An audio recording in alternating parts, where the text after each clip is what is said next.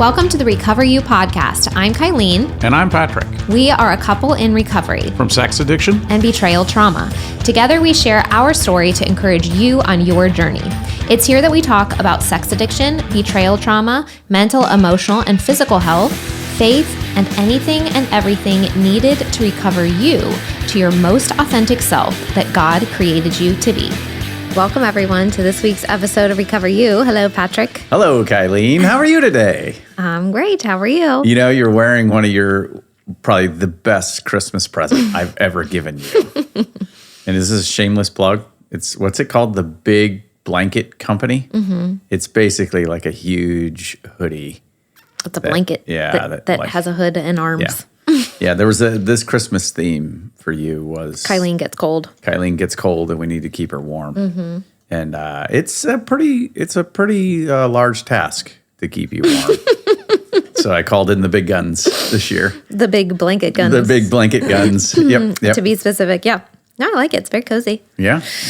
So today we are going to talk about. Last week was, hey, the addict got discovered. What does the addict do? Mm-hmm. And this week is, I just caught my husband looking at porn. What do I do?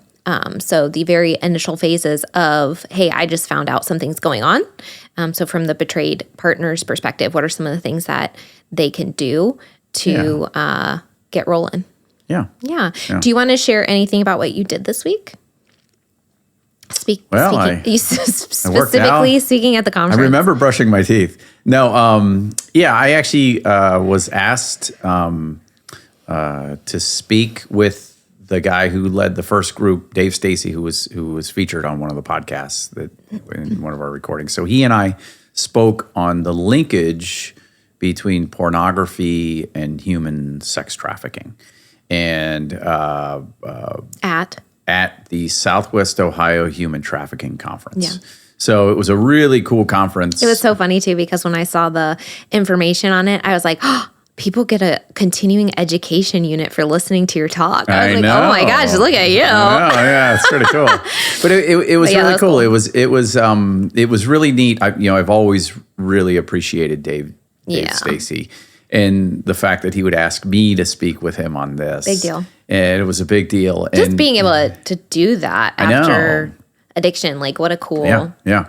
So, as we got into the room, there was probably 200 to 300 people in there in our breakout session. That's so cool. And being able to talk through it and be open and honest about, what my struggle was and the impact of it. Mm-hmm. And then, kind of peeling the onion back and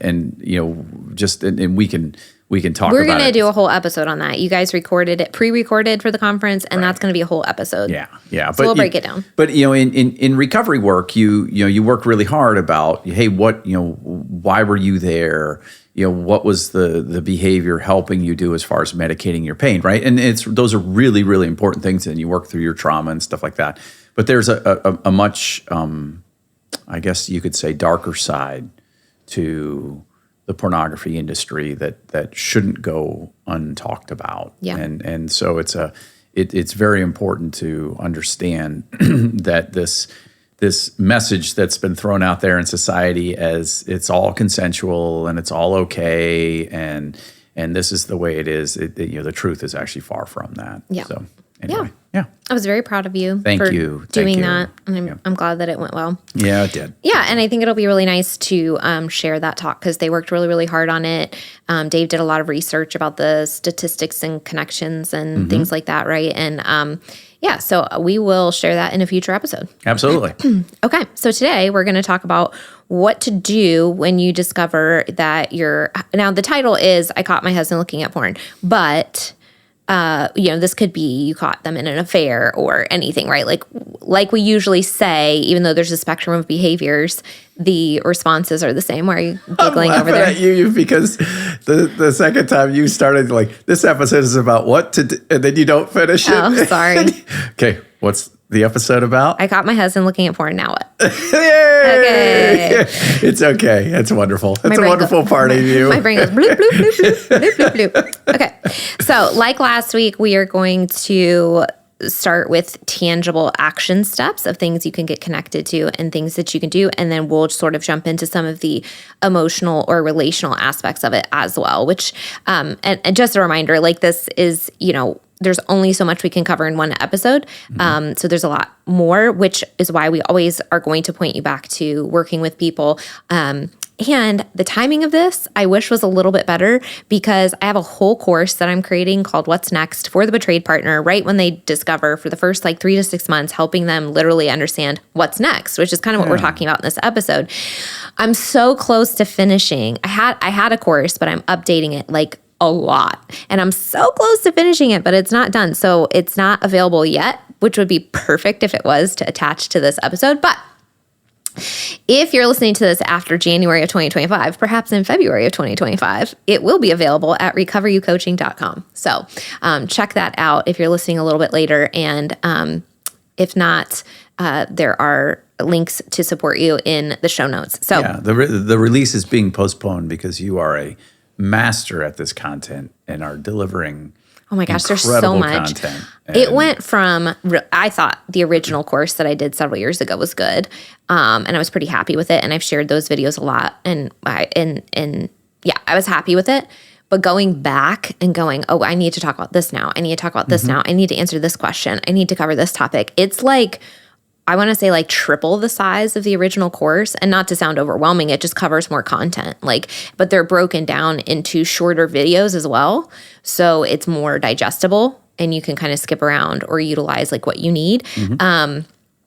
But I would say for somebody that's just getting into it, this is the course is really the hope, and the design is that you work alongside with it. It goes alongside with a coach or a therapist that you're working with, but that it saves you 15 to 20 hours of sessions with them because it answers a lot of these questions. And then that way you can utilize the sessions that you're paying for to go so much deeper, working on some of the deeper levels because you already know well, this is what a disclosure looks like. This is what a polygraph looks like. This is what, all these things. So yes, it is coming very soon. I just have a couple more modules to record and some things to finalize there. But yeah, shameless plug. Okay.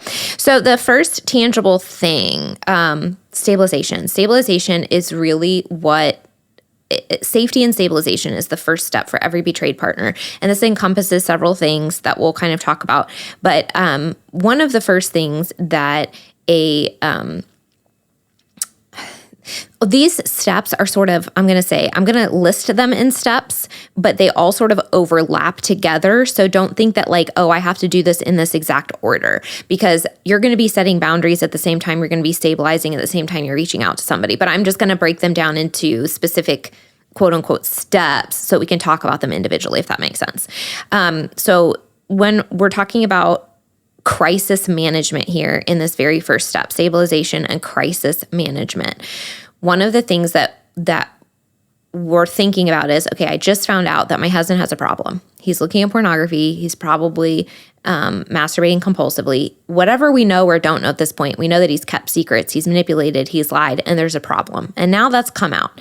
And one thing to realize is you don't have the full spectrum of information yet. You'll figure it out in the next couple months, what the full picture is. But what I encourage people to do is always respond like it's very serious. Because what I see sometimes happen very innocently and it makes sense why people would respond this way, is what will happen a lot in coupleships is I found my husband looking at porn. I confront him. He acknowledges it. He tells me something about, I don't do it that frequently, or this is a one-time thing, or there's some statement there about the frequency of it. He promises to quit. He tells me it's not an issue. I trust him because I have no reason not to trust him. And then 5 years later, I discover this is an ongoing chronic problem because I've caught him 2 more times. Now I know that he's lying. Now that I know that it's, that sort of thing. So if this is your 100th time finding it, or if this is your first time, my recommendation is always to take it really seriously, because most of the time, and I don't want to throw people under the bus here, but 99% of the time, if you confront a guy about his porn problem, he's not going to tell you the full truth up front. So my recommendation is to always take it really seriously. And if you don't want it to happen again, even if it was a one-time thing, let's say it's not an issue and you address it like an addiction in terms of shutting everything down in the house, then great, you've just protected your future. But if it is an addiction and you don't address it that way, then we're going to run into all these problems. So my encouragement is to lock everything down, address it as if it is like a really serious problem. And then through this process that we're going to talk about, you'll find out the extent of it over time.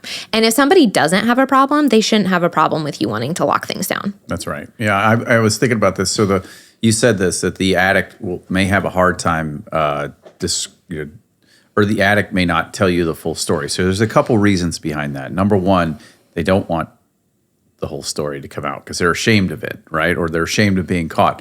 Number two, they may lack the ability, right? So when you talk about somebody having to be detoxed from something, they lack, what happens in that, the behavior that manifests is they lack the ability to come clean, to do, and so you have to think about like when we help addicts, we have to help them, right? We don't just leave them to their own devices because they've been left to their own devices. And then to address the second part of what you had said there, Nick Stumbo says in SI 101 that we never regret. That's Sexual Integrity 101, which is at puredesire.org. Yes. That we never regret a boundary that has been set so high we can't get over it. But we always regret a boundary that's so low that we can just step right over it. Yes. So if, talking about like if let's say it truly is just a one time a month, right? That's all it is. Great. But if that's a problem in your relationship, if you view that as infidelity, let's shut it down. Right. But you lock everything down, then very quickly you're going to learn that, okay, it was just one time a month, but we've got things locked down. But if he says one time a month and it's not one time a month and you set that bar so low, and it continues, you're going to regret that. Yeah. You're going to regret that. Yeah. So the first step is that stabilization, right? And so it's locking everything down. It's thinking and one of the other things we're going to mention here as like the second step is to talk to someone, and they're going to help you with this because there's a lot of things that when you come into this world as someone who doesn't participate in the pornography world, does not have an addiction, all these things, there's a lot of things that I was not thinking about. Mm-hmm. There's a lot of things that I was not aware could potentially be a problem. I mean, everything from the WhatsApp app to PayPal to gaming system. We didn't have gaming systems, but as an example, as I've gone through this, like people use gaming systems to access the internet. Or I heard a story one time about I think it was like teenagers communicating through the Bible app because you can send photos through the Bible app or something. Like it's crazy. So it's like thinking about all these things, like what has access to the internet? What has parental controls on it that I can set parental controls on? We have smart TVs, which have apps just like a phone. And so you have to put parental controls and locks on apps that access the internet. So like all of these things, like what is the access? And hopefully if your partner is participating in the process, they're going to say, these are the areas that I have accessed pornography, and those are obviously going to be the primary access points that you want to shut down. But that's going to be really important, is thinking about what are the access points at home, at work, where on phone, on laptops, whatever, and set the guardrails in your life as high as possible up front. Because again, the higher you go for safety, you're not going to regret that. But if we go too low right in the beginning and we don't know what we're dealing with, and then we realize it's like a behemoth of addiction and it's really, really bad, we want to create as much safety as we can as soon as we can. Right. And really think outside of the box on this stuff. I mean, nowadays there's TVs that are being sold with refrigerators being sold with displays. Oh, like smart. Yeah, there's things, I've heard of people acting out on Etsy. I've heard of people acting out in like Amazon. You know what I mean? So there is just so many, like really, really think that through all the way through. One of the things I guess pornographers have said is if they can find a way to connect to the internet, they'll whether that's Wi-Fi or whatever, they'll stream pornography on. And here's the thing. Listening to this as one of the first steps of stabilization, a betrayed partner might be listening to this thinking like, well, why do I have to do that? Mm-hmm. That's not fair. And I agree with you. It's not fair. You didn't ask for it. You didn't get this. I agree with you. If you are going to think about staying in this relationship, and again, let's assume that we don't know, but we're going to treat it like an addiction at this point. If you're dealing with an addict, then unfortunately, if you choose that reconciliation is even a possibility, the betrayed partner does tend to have to swoop in because they're living in addict brain.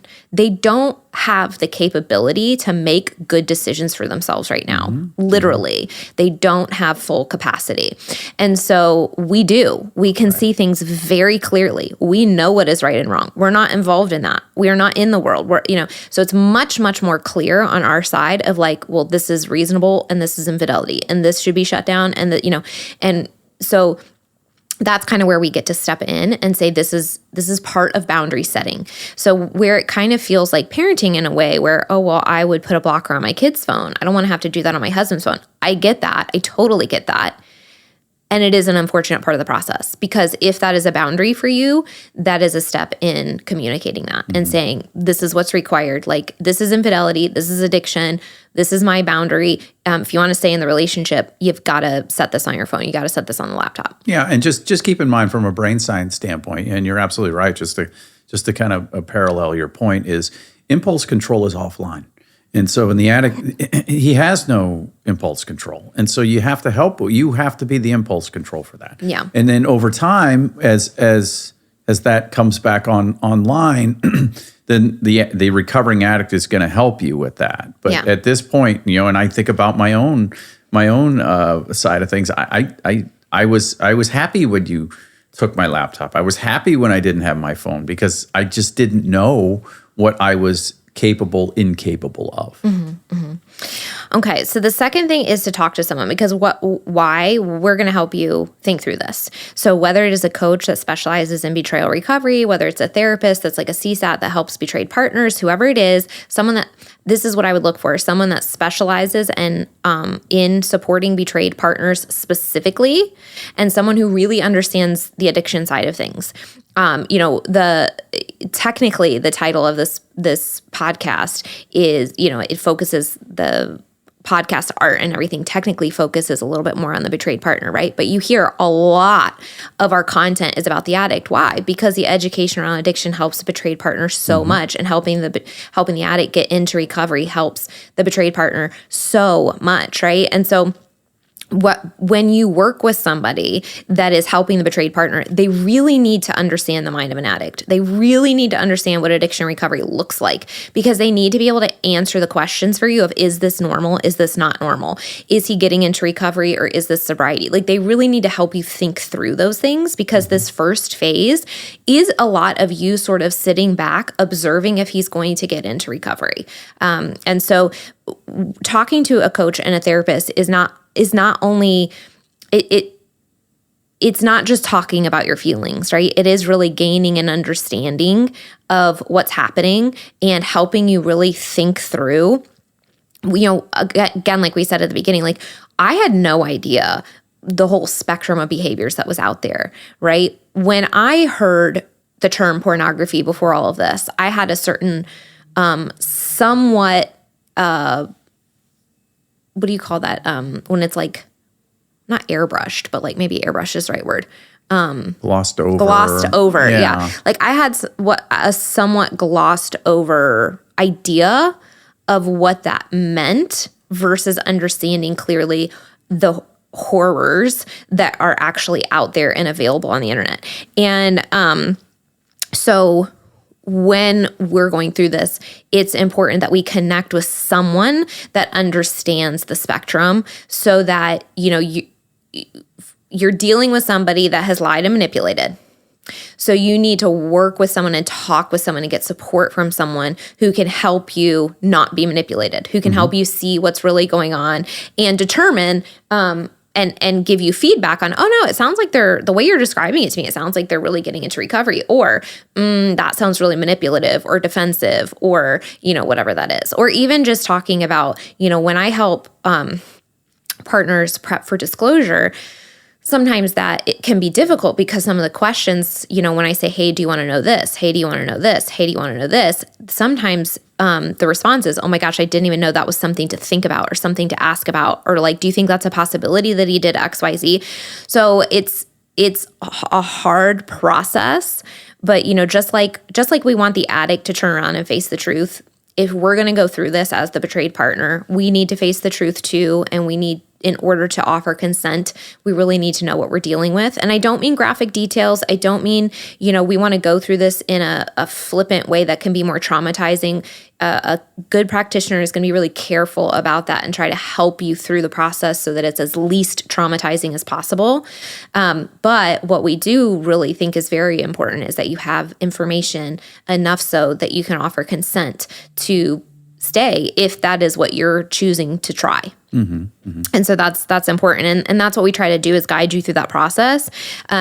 A good practitioner is going to help you walk through the disclosure process. So again, kind of answering those questions, asking you those questions, working with the other therapist or practitioner that's working with your partner to say, hey, coordinate times and here are the questions or helping you think through the questions so you can send them over, whatever that looks like.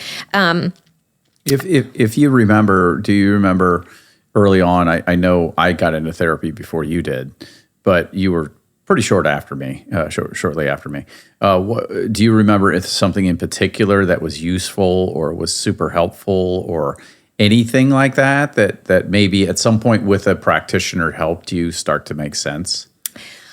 A lot. I think some of the helpful stuff was just, hey, how you're feeling is normal. Okay. I do think sometimes the way I help my partners like prep for disclosure might be a little more comprehensive than some of the support that I received in terms of like thinking through the questions and stuff. But they were, they helped me through the process as well. Yeah. And I think sometimes it's the you're normal in how you're feeling and helping you, understand how you're feeling. Some of it is understanding the addiction side of it a little bit. And then some of it is just literally having a person that can like be present with you through the pain. Yeah. Yeah. So a good practitioner is going to help you think through your boundaries. So, as a coach, one of the things that I really do help my partners do is really break down, like, what does this look like for you based on, and this is something that is fluid in terms of it changes as you gain more information about the behaviors and as they get into recovery, these things shift around a little bit. But my goal is to really sort of help you think through what are the non-negotiables for you right up front. So, for me, like I didn't understand the full spectrum of behavior for a while, but what I did know right up front was like, this is unacceptable to me. This is considered infidelity to me. And if you do it again, I'm out. Like I did know that very clearly. Mm-hmm. And so that would be an example of thinking through like my red line non-negotiable was you relapsing. Mm-hmm. And that's not, the same for everybody, but for me, that was very clear for me. And then as I learned what, you were engaged in, then that meant boundaries like not having access to certain apps, not having access to internet on your phone, not having your phone in the bathroom, like all of these different things. Yeah. Yeah. So that's something, talking to a coach, a therapist, a practitioner that's really specialized in this work, they're going to help you literally make sense of it. Why is that so important? Because the betrayal itself takes away your sense of reality. So working with someone, the idea is that we help you make sense of what's happening again, and that helps with stabilization.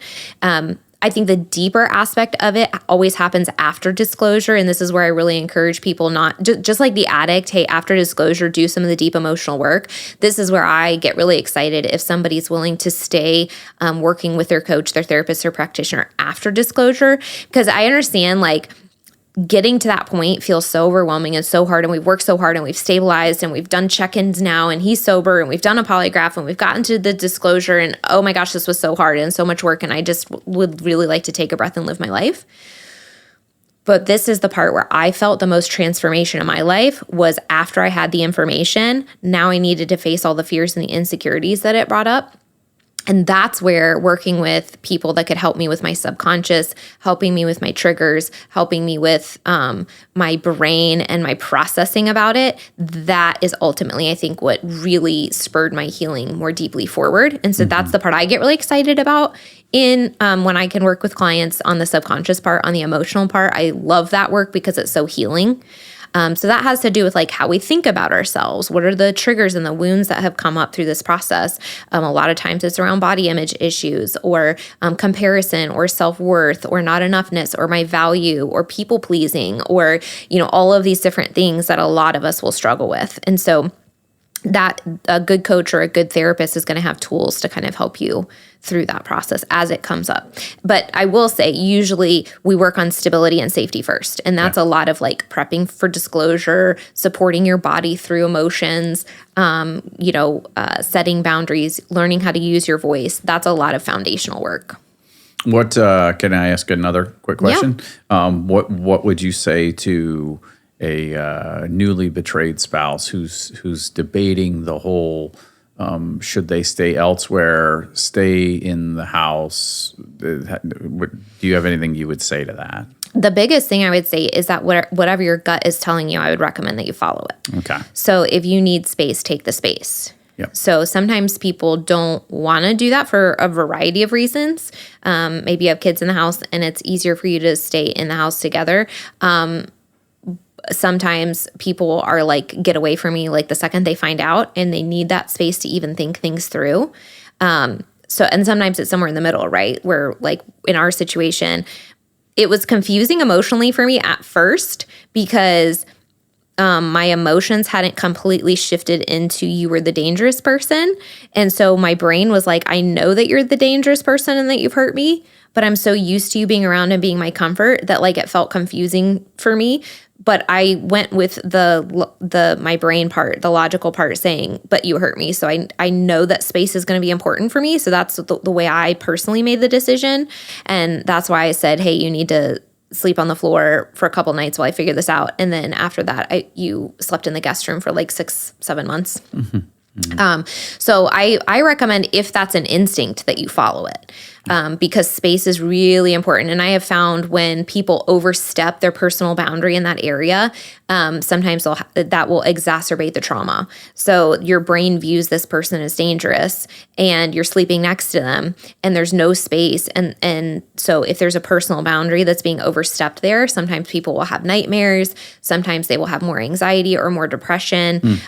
So it's really important that if there is an instinct inside of you to need space, that you take it. And that doesn't automatically mean that, space equals we're not going to have the potential to reconcile. Yeah. But it does mean that you're trusting your gut, which is going to be really, really, really important through the process because it knows what it needs to heal. And from the addict perspective, I would just, tell folks that like, understand that this is an active component of what's going on through the early recovery process. And do your very best to support that. You know what I mean? Even if it means like sometimes what'll happen is the betrayed spouse may say something like, "Get out of here," and so you go, "Got it," and you leave. But there's kids to take care of, so it's okay to have that conversation to be like, "Okay, but I tell you what, I'm going to go get a hotel, but I'm going to be back early in the morning and help the kids get ready for. Is that okay with you?" Mm-hmm. Like don't just unplug and be gone. You've caused a lot of devastation if there's shared responsibilities. Don't be afraid when it's appropriate to be able to support those things. The whole point is not to betray your spouse and then give them the responsibilities for everything that has to happen in the family. That's unkind. Yeah, for sure. Did that answer your question? Yes. Okay. Yeah. Trusting your instinct through this process is going to be really important because a lot of betrayed partners will have a lot of self-doubt. And part of that stems from, I thought I knew this person and I don't. So can I even trust myself? But most of the time when we take a minute and look back, our instincts were correct. Our nervous system and our brain were always telling the truth and giving us good instincts, but there were various reasons that we were overstepping them or ignoring them because we didn't have enough of the information. So it's actually not that your nervous system or gut was not doing its job, it's that we didn't have the full context. So now you actually can trust your nervous system because it's still doing its job and you have the context. And so that's where really leaning into like, how does my body feel about this? What does my gut tell me about this? Because like, I'll give you a positive example of that. My gut knew who you were, like deep down. It knew, I could tell that you were sincere. Everyone around me was telling me he's going to relapse, be prepared for that. And my gut was like, I really don't think that's who he is. And so my gut had a really positive instinct there, while also it had the instinct of we need space and I have to set really, really strong boundaries. Absolutely. So like those two things were happening at the same time. Right. Okay. So the first one is stabilization. You know, you're setting up guardrails, you're shutting everything down, you're gathering information. The second one is make sure you're talking to someone that can help you make sense of this, that can help you listen to your gut, that can help you think through the space that you need, that can help you answer questions and help you walk through like the disclosure process and things like that. And then the third thing is to share with people in your circle. So again, this might sound really familiar to what we shared, what we recommend the addict do. And it is, the paths are very similar. They're just about different topics.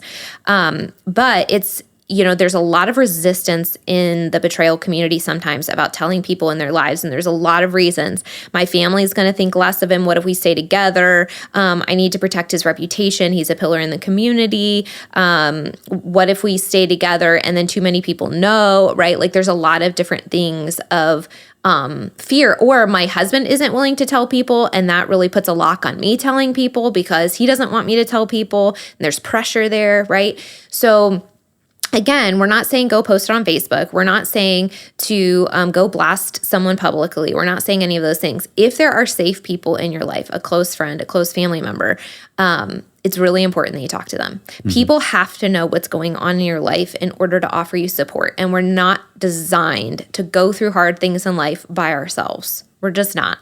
We're designed to heal in community and to learn how to retrust and to learn about intimacy. We need human beings to teach us how to do that and that it's safe to trust people. So if you know that you have an unsupportive, gossipy, chatty Cathy friend, that's not who I'm talking about. If you have a best friend who has really shown up for you through all the hard things you've gone through in life, and you know for a fact that telling them that they would be supportive, go tell that person. And I just want to remind betrayed partners, your partner may feel uncomfortable with this, but this is your story too. It's their addiction, but it's your betrayal. You don't have any locks on, I can't tell somebody. You absolutely can. You absolutely have the right because this is your life and your pain. So it might make your partner nervous. It might make them uncomfortable. I don't mean to sound insensitive, but that's okay. Absolutely. This is your life, and there's nobody that can tell you that you can't reach out for support. Right. You have the right to do that. If that is your instinct, do that. And just like the addict needs to do that for accountability and support and like getting things out from the darkness and into the light, the betrayed partner does too. It is so freeing to have support. Now, just like the addict, not everybody's going to be supportive. You might open that door and someone might make a comment that feels hurtful. Don't tell them any more information. So on the flip side, people don't have a right to your story just because, you know, they're related to you or whatever. If they're not going to be supportive, you don't need to reach out to them for support. I would also say too that this topic, because it's not as out there as like, let's say, drug or alcohol addiction, that you're going to run into some differences of opinion. So, for example, you know, in that, what you may find is that maybe the person that you turn to also has a husband who looks at pornography, but they can still be a wonderful support for you. But you may find that they may not necessarily agree with your definition of fidelity. But they've tolerated something that you're not willing to tolerate. That's right. But there's and still, so they think that you should be able to tolerate it too. Well, I was going to take it another step, but there's still wonderful, wonderful support. Like I had some folks on my side who necessarily don't agree with like zero pornography, but they were still they like respect your boundaries. Tremendous support and like, hey, are you doing okay? How are you and Kylene doing? Is there anything that we can do? You know what I mean? And so like, I guess my like you had a lot more support than I did. Yeah, and I would even say to that, you know, it's interesting. It's one thing when somebody's trying to convince you of against something that you know is right. It's another thing when somebody has, and this is like the joy of the human experience, right? Somebody comes with, and they may disagree with you, but man, they are in your corner. Or they may have a slightly different opinion on what is this or what is that, and whatever, or they may say, oh, you need to get divorced right away, but that's not where you are. You just need them to support you, and sometimes it's okay to say to folks, hey, this is how I need you. I need your support. Yeah, and we do have episodes that if you have people that you want to tell and they're not quite sure how to support you, but they really want to. So I'll try to put those in the show notes as well. Yeah. It's just like, hey, this is what's going on. This is how people feel. This is what's supportive. I will say too, let's say you're a betrayed partner and you know that somebody's going to be like, oh, you should get away. Depending on the situation, I would say maybe even don't be so afraid of that, because is that coming from them just really being in your corner and wanting to protect you? Because those are the people you want on your team. And most of the people that are really on your team, if your partner does the work and actually transforms, they most of the time are going to see that. And again, if they're on your team, support you. And we want people on our team. We kind of want a little bit of a skeptic in our corner. You don't want everybody to be like, oh, you should just stay no matter what happens. And I'm, blah, blah, blah. You actually kind of do want people to be a little like, are you sure? How can I help you? But are you sure? Because they're going to really hold your spouse accountable to a high standard, because they're not emotionally involved in the relationship. And so that can help us hold that high standard, and it can feel encouraging. They've really got my back. Yeah. You always want that. You're right. Pat does suck. Yeah. You know what I mean? Frankly. You want to hear that sometimes. And it, you have your own journey. And now if it's constantly we're 6 years in and somebody's like, are you going to divorce that jerk? He's like, okay, he's in recovery. Leave me alone. I think the thing that is ideal, and not everybody can have this, but the ideal thing is somebody that's just going to be honest. They're gonna support you, but they're gonna challenge you. And we have to be willing to be challenged.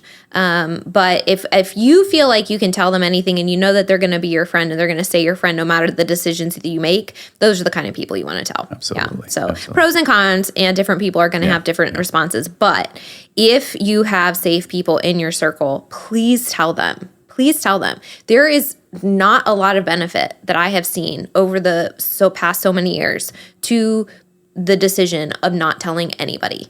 I was thinking about this. I had two people. You had stopped saying that you love me for the first 6 months or whatever, 7 months, and then I think you ended up saying it, at that point. But I communicated that to some folks, and there were some folks that were totally I totally get it. You know what I mean? There were some other folks that were like, oh, you never withhold love. I'm like, what? And I would be like, well, I'm not looking for that opinion. It's not that she's not loving me. She's having a hard time communicating it because of what's happened. She has to, she doesn't give that freely. I don't owe you the statement, I love you, right. after you That's right. So, throw me in the gutter. I think what was interesting is, and I know my own perspective is early on, I might have been like, yeah, why isn't she saying like in week one, right? But as I moved into more and more healing over the months, I was like, no, it's perfectly appropriate that she says that. You know what I mean? But it also taught me something. I was like, okay, I might need to be careful what all I'm sharing with this person. Yeah, well, and I was, that had to be earned back. Absolutely. So, there's nothing wrong with that. Yeah. Which goes into number 4, setting strong boundaries. I had personal boundaries like that, of things like I was like, I wasn't going to fake anything in my life. Whether most of the people in my life didn't know. Some of my family knew. But most of the people for the first year and a half, a significant amount of people in my life did not know what was happening. Some friends or support group, therapist, some family, that sort of thing. But I wasn't posting on Facebook. I used to post all the time pictures of you, how much I loved you, all this stuff about putting you up on a pedestal and all this kind of stuff. And I was like, I'm not going to keep that going if I can't post something that's truly how I feel. Yeah. And our story wasn't out there, so I wasn't going to talk about that. So pictures and posts went away. And then I was not going to say I love you because I felt like we were not in a relationship. And if we weren't in a relationship, I wasn't going to fake being in a relationship. And you needed to earn that back. And you needed to prove that you did love me. And you had to, So those were internal boundaries that I set about my behavior And setting strong boundaries early on is going to be really, really important. And the thing about boundaries is, and this is again why I think it's really important to talk to people in your life and to talk to therapists and coaches that can help you think this through. The thing about boundaries is that sometimes following through on them when you know they're the right thing to do is uncomfortable for you too, and life gets more uncomfortable up front at first before it gets better. And I hate that, and it's not fair. None of the recovery process is fair for the betrayed partner. None of it is comfortable for the betrayed partner, and I hate that. But if we choose to stay and see if reconciliation is possible, the quickest way we can see it's possible is to hold very strong boundaries, set a high standard, and see what they do about it. And I would say from the addict side, if you're to encourage the betrayed spouse on this is being on the receiving end of boundaries, hard, strict, tough, high boundaries, helped clarify my thoughts, helped me develop a plan to move forward that was positive, that I think had it been mushy, because once again, remember, I had no impulse control. So you had to be the brakes for me.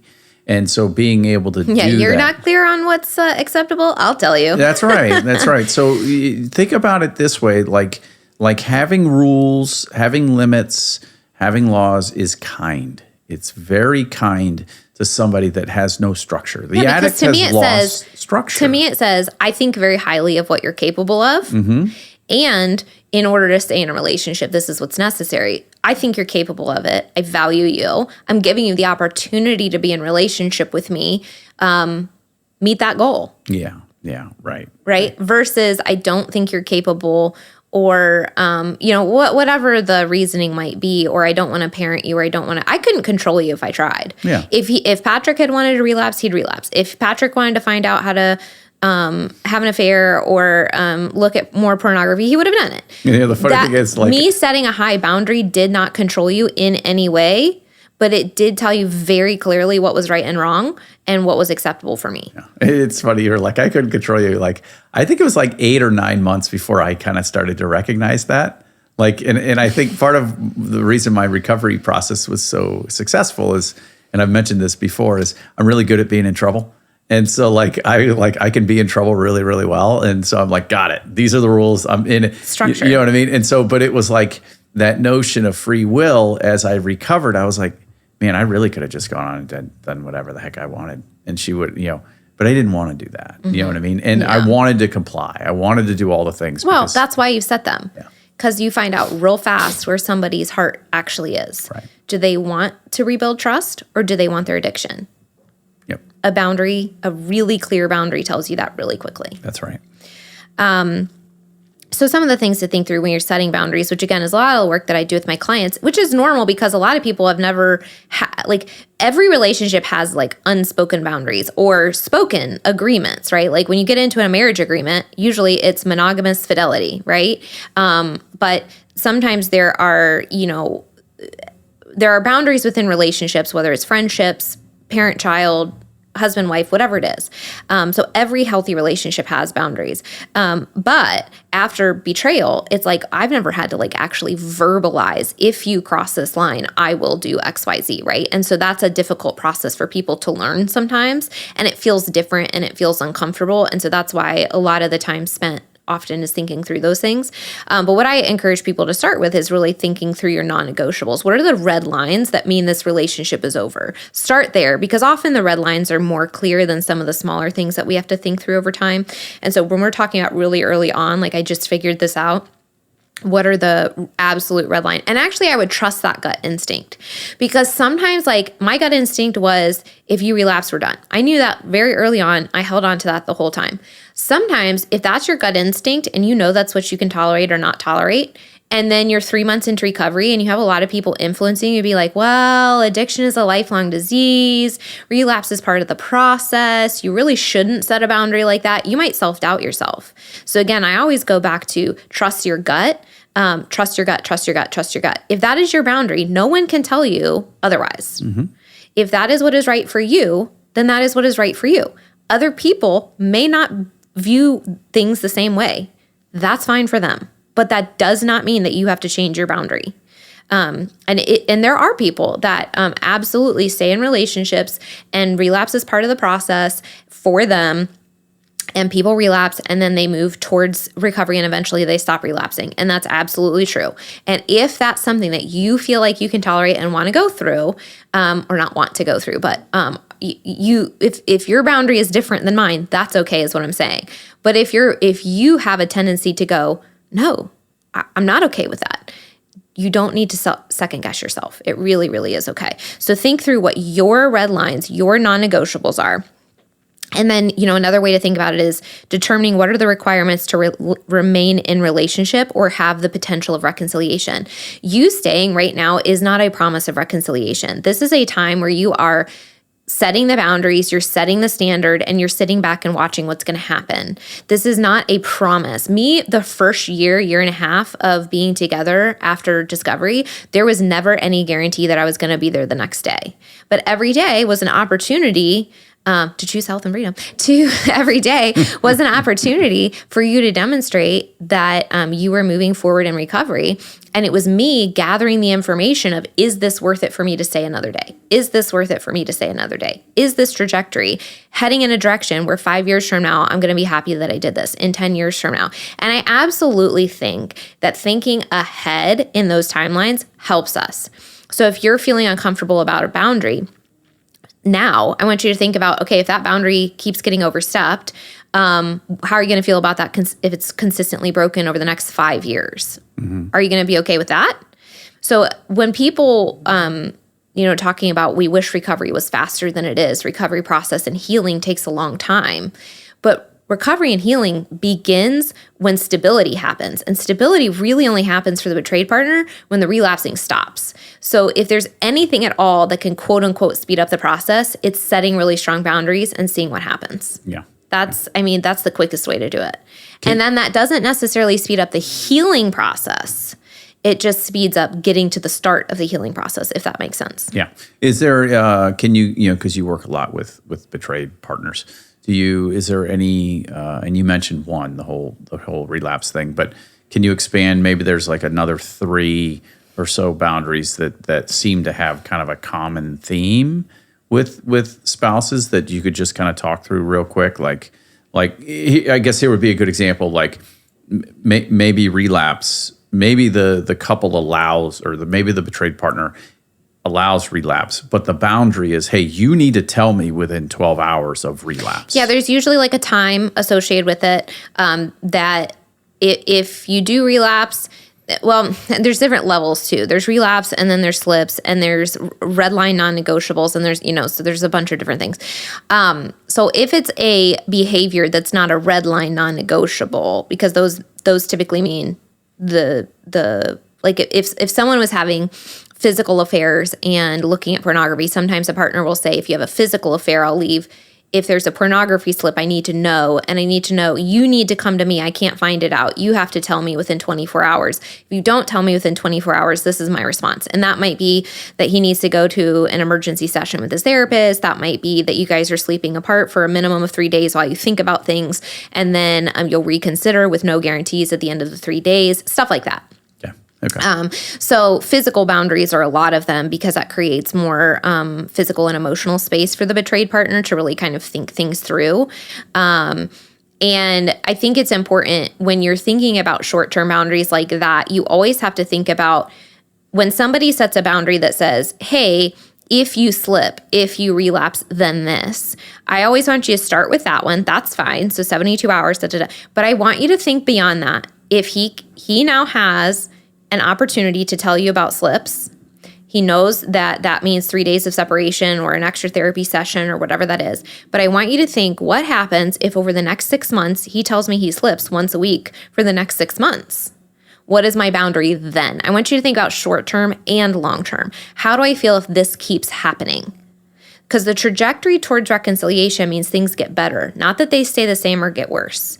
And you just discovering this huge mountain of information, continuing to get discoveries week after week, month after month, is not going to feel good. And that's more traumatizing. And every time you have a new discovery, it takes you back to square one of healing. So again, the deep actual nervous system safety healing for a partner happens, it really actually starts after stability. And stability, we can create a lot of it in our self. But if we're trying to remain in a relationship with someone, that happens after they stop hurting you. Mm-hmm. Yeah. So that's really important to think through, is if I give a grace period for things like slips and relapses, do I have a timeline on that? You have to get into sobriety by XYZ, or like you have to think through those things too. I would say some other effective boundaries are financial. Like if money, let's say if cash was used to act out, then a boundary would be you're not allowed to have cash. If there was like a lot of alcohol in use, you can say, hey, I don't want you drinking as well for the next 90 days, and we'll I mean, so a lot of it too is around communication. One of the biggest things for betrayed partners is proactive communication, because that helps with safety too. So a lot of the boundaries or expectations, because again, boundaries are about what you need to feel safe. It's not about controlling somebody. It's about feeling safe. And so sometimes that shows up as, I have an expectation that you communicate where you are, or you communicate if, like around the drinking you mentioned, like when you started traveling, I wanted you to just like let me know if you were having a drink, so I was aware of it. It wasn't about controlling, although there was, I think, a part of me that sort of like wanted to control that part just to feel a little more secure, and we kind of worked through that. But it's really about, I need to be aware. Like, am I regularly aware of your physical, mental, and emotional state of being until we get to a point where there's so much safety and stability that I'm not worried about it. And part of the reason I'm not worried about it is because you tell me all the time, and I know where your mental, emotional, and physical state is, And I feel good that you're solid and all that kind of stuff. So a lot of the expectations and like green behaviors that people are looking for, the green flags, is being proactive and like having the person come and communicate. And if they're aware that something is a trigger for you, that they're coming and saying, hey, like this is, I'm on my way home from work and I needed to stop at the grocery store. So if you check Life 360 and you see me make a stop, it's because I'm picking up the broccoli for dinner tonight, or whatever. We're having broccoli for dinner tonight? Just broccoli, boiled broccoli, no salt, no butter. Okay, this episode has ended up being longer than we anticipated. We only talked about the tangible things. We'll talk about some of the relational and emotional things. We're going to do a part 2. So this is part 1 of what to do. Awesome. So just to summarize here, we talked about stabilization, and obviously that theme goes through all of these different steps. And again, all of these sort of overlap. It's not like I have to stabilize and then I have to talk to a therapist and then I have to, no, like talking to people helps you make some of these decisions. But really, we're going to lock things down in the house. We're going to limit access to technology. We're going to talk to somebody like a coach or a therapist that can help you. If you're listening and you're a betrayed partner and you need support, check out the show notes. Underneath the link in the show notes is what I'm trying to say. Thank you. The link in the show notes, and you can book a call to see if working together is the right fit, or if you need some referrals to other betrayal practitioners, I can certainly offer that to you as well. But talk to somebody that can help you through this. We're going to help you think through disclosure. We're going to help you get the information you need. We're going to help you get stabilized. We're going to help you support your body. We're going to help you do all these things. Find somebody that you can talk to in your circle, a safe person. Make sure that this is not a huge backpack of secrets that you as the betrayed partner are now carrying for the rest of your life. That is just not helpful mentally and emotionally. I've never, ever seen that help somebody's healing when they feel like they can't tell people. And then make sure you're working through personally and with somebody else in your life, helping you think through what are the boundaries that you need to get set up. And that's a lot of the work that happens in the first 3 to 6 months. Right. Yeah. Okay. And shameless plug, if you're listening to this after January, check out the What's Next course at recoveryoucoaching.com. And we'll have a bunch of links in the show notes for now in January or after January to help you get started. So every day is a new opportunity to choose health and freedom. Make sure you choose that today, and we'll see you next week. Wow, you did that from memory. Yeah, nice. I kind of flubbed it too. So, all right, guys. You did great. We'll see you next week. Woohoo! If you're listening to this, it means you've made it through an entire episode. Part of recovery is spending time engaging in healing and self-growth activities. We are thankful that you chose our podcast to be one of those activities today. Make sure you reward yourself for that accomplishment. If you've enjoyed this episode or this podcast, we would love to hear from you. please take just a few moments to leave a rating and review, letting us know your experience with Recover You. We not only love hearing how these episodes are helpful, but ratings and reviews help others just like you who are searching for recovery information and support find the podcast too.